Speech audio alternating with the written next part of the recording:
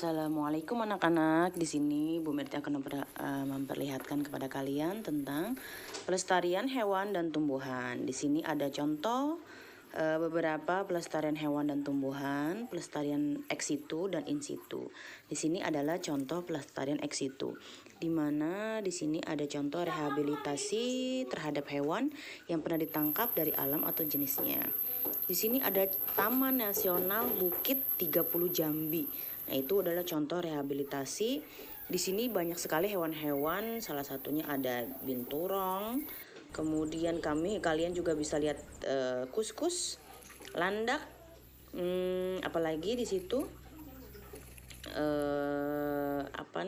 banyak sekali ya, linsang dan macan dahan. Itu beberapa contoh pelestarian ex situ, yaitu pelestarian hewan serta tumbuhan yang dilakukan di luar habitat aslinya.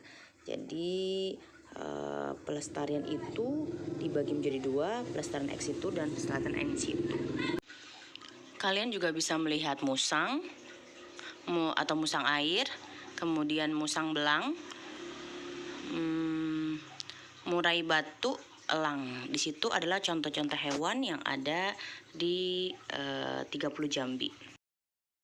Selanjutnya adalah penangkaran penyu. Nah, di sini adalah contoh penangkaran penyu yang ada di Tanjung Puting. Di penangkaran termasuk salah satu pelestarian ex situ.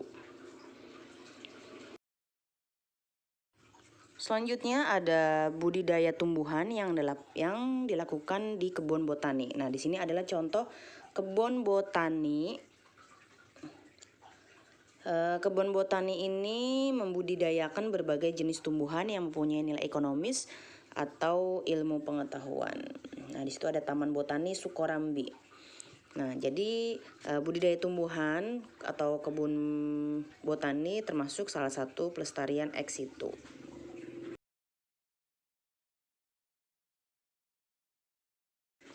Selanjutnya adalah contoh beberapa pelestarian in situ. Pelestarian in situ adalah pelestarian hewan dan tumbuhan yang dilakukan pada habitat aslinya. Nah, ini pada habitat aslinya. Jadi kita bisa melihat salah satu contoh pelestarian in situ yaitu suaka alam. Di sini adalah contoh cagar alam dari bunga rafflesia. Bunga rafflesia yang ada di Bengkulu. Nah, kita lihat bunga rafflesia itu disebut juga dengan bunga bangkai. Jadi baunya tuh bau banget ya. Jadi bunganya seperti bangkai. Bagaimana di sini melestarikannya adanya di Bengkulu. Jadi kalian bisa lihat di situ adalah contoh bunga bangkai. Jadi dia hanya sekali keluar kemudian ya mati lagi gitu. Ini adalah salah satu contoh bunga bangkai yang sempat diabadikan. Jadi kalian bisa melihat bunga bangkai. Bunganya besar sekali ya.